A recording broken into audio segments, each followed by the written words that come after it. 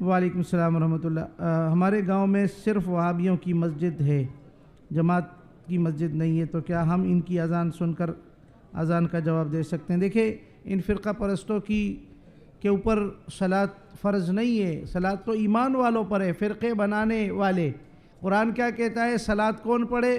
منیبین الیہ واتقوہ واقیموا الصلاۃ ولا تکونوا من المشرکین من الذین فرقوا دینہم وکانوا شیعا۔ صلاۃ کون پڑھے گا؟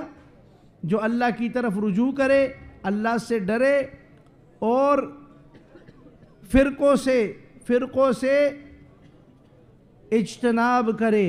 صلاۃ اس کے اوپر ہے۔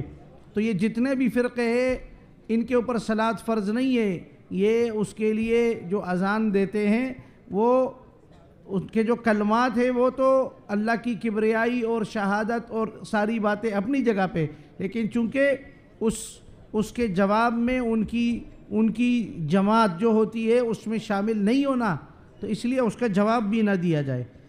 ان کی اذان ہمارے لیے برائے صلاۃ اذان نہیں ہے۔